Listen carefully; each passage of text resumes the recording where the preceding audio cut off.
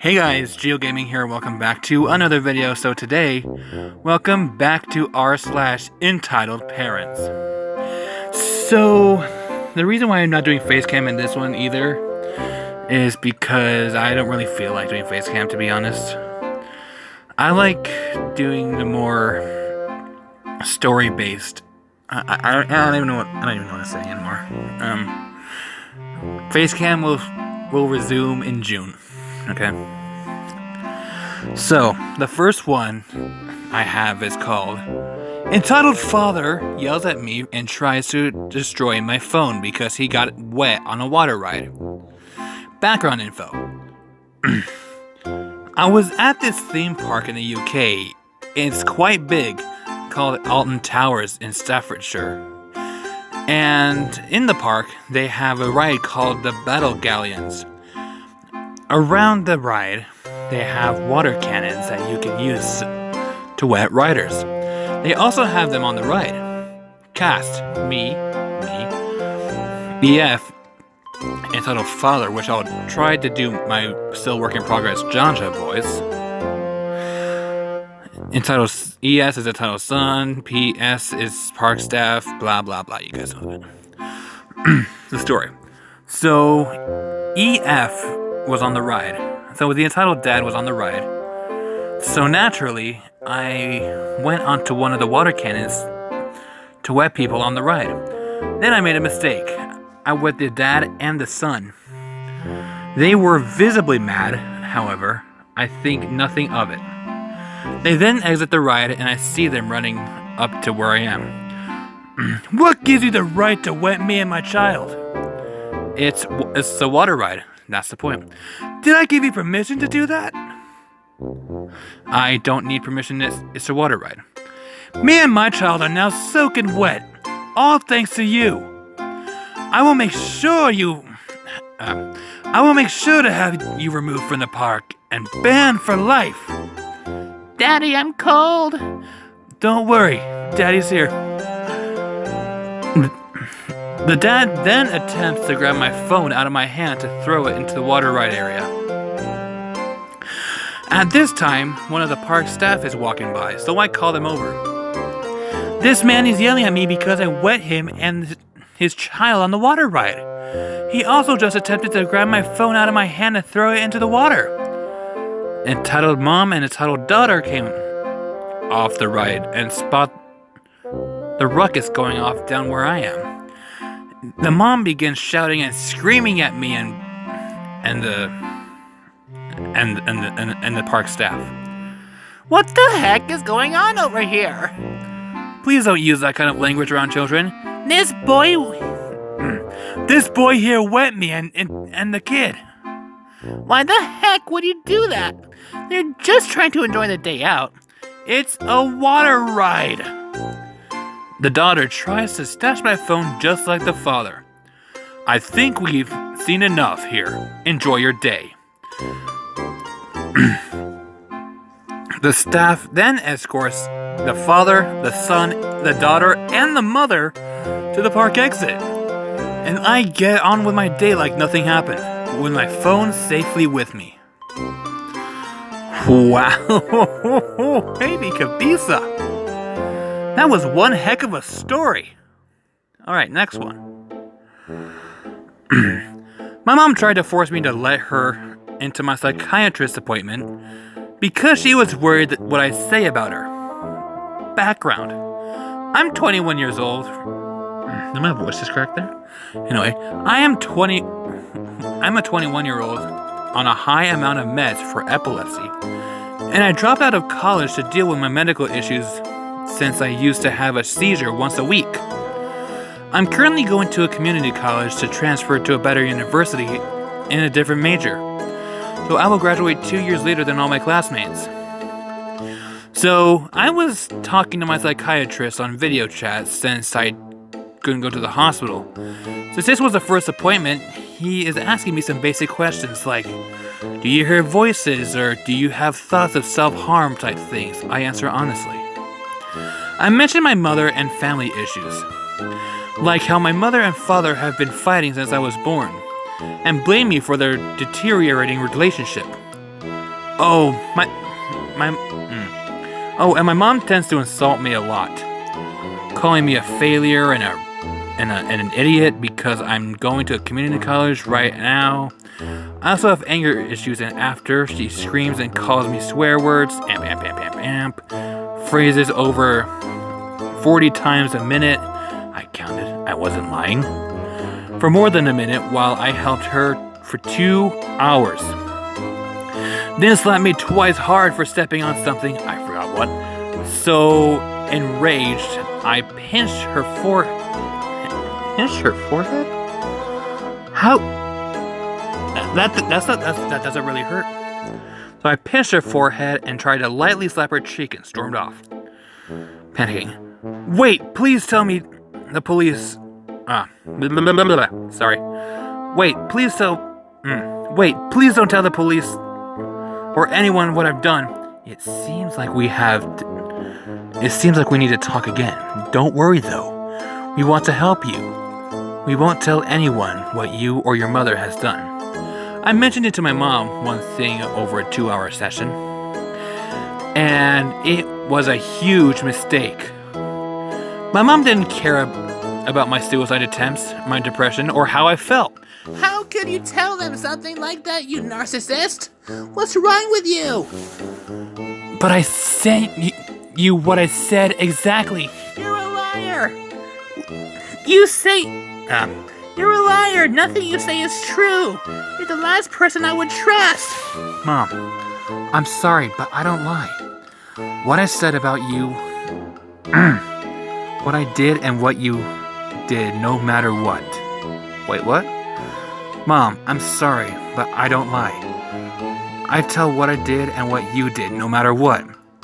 And they said, don't you dare call me Mom, you dumb idiot. You're lucky to be living with me at 22. I'm 21. All your classmates and friends are graduating 2 years before you. I'm sorry. I won't mention you again. My mom rests and raves. You never stop talking or starting arguments. You could have gotten me arrested. When I'll get you arrested, you POS. I wish I had an abortion. Oh, dang. Whoa, holy crap. Now make sure I'm in your next appointment or I won't let you see your psychiatrist. But shut up and only talk to them about your anger issues. You use this dumb failure? God, how you still be talking about your family at 22.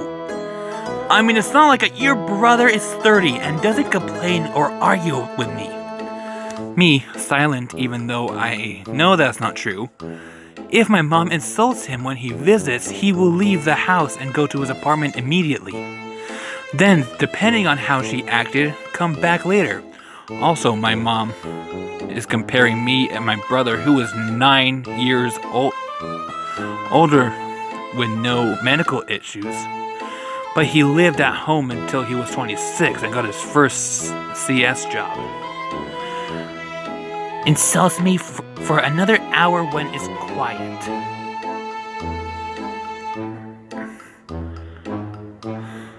My mom and I get along so well for like 2 days and 3 days. There's nothing really. But 2 days is like this. Dude, you're 21. You should stand up to your mom and tell her about all this, which I'm sure you did. Anyway. Entitled Mom almost stops an ambulance from getting to a heart attack patient. Whoa, this is gonna be a hell of a story. Excuse me. This happened at the end of last summer, and I wasn't within earshot of most of it. So I can't give great detail as to what exactly was said, but I'll try my best. Oh, wait a tick. Background. I work on a summer day camp, and everyone is like family there. I went to the camp myself from age 6 to 15 working there. The staff usually are rehired when possible, especially the directors. So returning campers see the same faces every year. So some of the younger staff have known the veteran staff for almost their entire lives. And that's why it is very common for the camp counselors to have been campers themselves like me. This is important to remember, as those involved in this story include both the veteran staff and multiple former campers, right? Now counselors, including me. Okay, now to the story. It's the very last day of camp for the summer. All of the campers have said their goodbyes and have left on their respective buses. The only people left are the staff and the kids who are in the aftercare program for the kids whose parents work either work late or they need to be picked up from camp directly. There was almost no parking, not even enough for staff, so they bus kids in every day. The staff wrap up their last staff meeting for the season, and we all make our way to the front of the camp. One of the counselors, who I think was 2 years older than me, Carter, ran up ahead because the lunch lady, Chris, I'm assuming Christine, was about to leave, and I wanted to say goodbye. As we were rounding the corner, we hear Carter call out for Chris, and she's laying on the ground. Everyone is ushered into the bus that was going to take us where the staff parking was, while one of the directors calls an ambulance. Carter is in tears. He was especially close to Chris, not to mention this is the second veteran staff member to be hospitalized that summer. Dang. He tells us that he said goodbye and turned to walk away.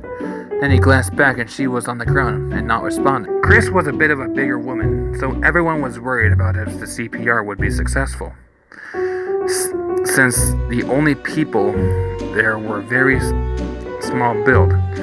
Thankfully, another vet staff arrived and he was able to take care of over CPR, which later discovered if it wasn't for him, she would have died. So the ambulance is on its way, but the problem was the road to the camp was on a major road in our city. And it was right during the afternoon traffic rush. Not to mention the street having construction done, which turned into a 2-lane street. Then a small car pulls up and it's a mom looking to pick up her kid. One of the staff is quick to tell her to pull off to the side.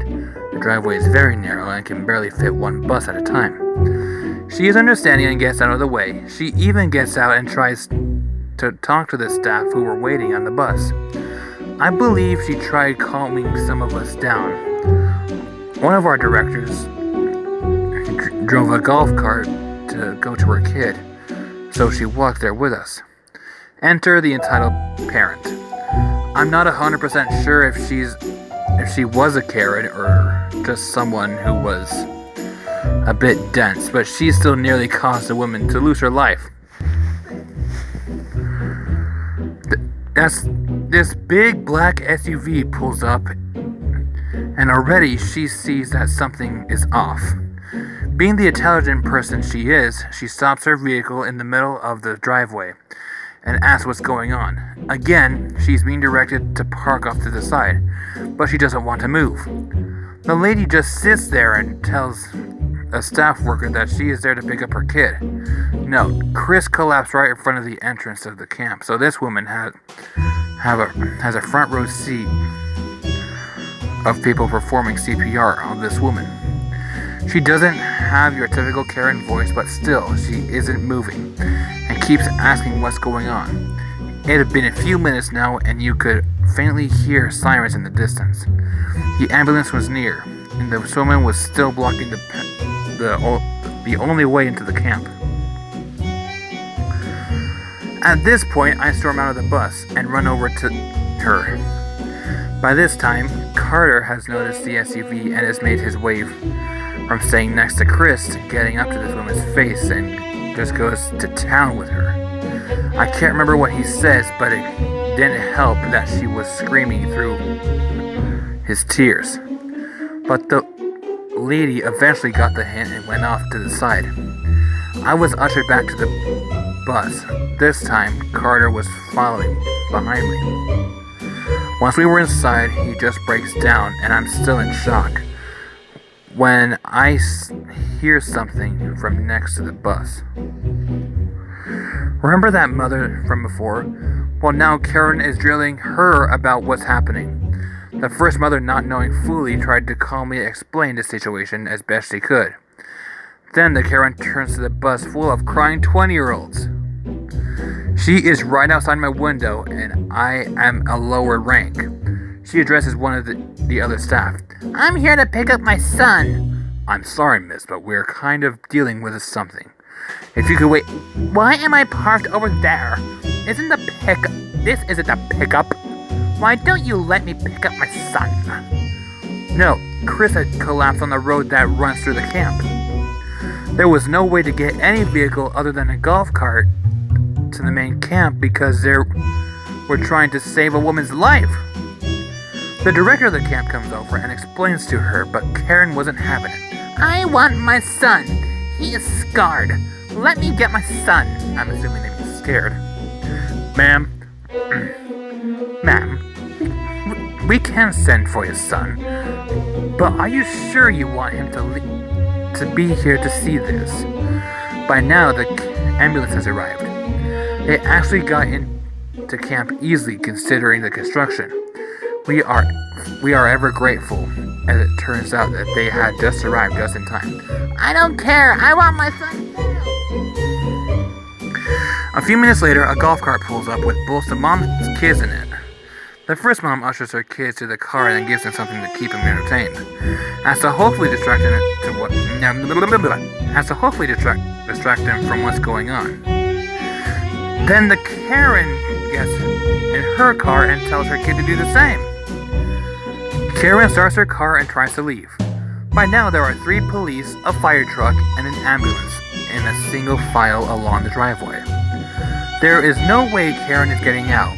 I see Karen sigh and gets out of her car. She goes back to the director and tells him that she needs to leave. He looks at the driveway, clearly not knowing how to respond. He tells her that they can't just move the ambulance and the other first responder vehicles, just so she can leave. She huffs and crosses her arms. Their exchange continues for another few minutes until the police officer has to come to tell the women to get her in a car and stay there. She had been trying to follow the director as he tried to leave the conversation as to give a statement as to what was happening. The mom reluctantly went back to her car and spent the next 10 minutes getting death glares from a bus full of at least 50-some pissed-off staff. Alrighty. That is one heck of a story, you guys. Huge shout out to the user Lucky Muddy Paw for posting this on r/EntitledParents 7 hours ago, as of recording this. So, that is about it for this video, you guys. If you enjoyed it, click or tap that like button and subscribe for more. And follow me on my Instagram and Twitter. If you guys are, we still need more people. We still need more voice actors for this project that I'm posting onto the main channel in June. The second channel in June, not the main channel. Yeah, I'll put a link to the audition video because Mikey's holding auditions. So yeah. Thank you guys so much for watching this video, and don't forget to stay positive till the Pridelands end. Bye!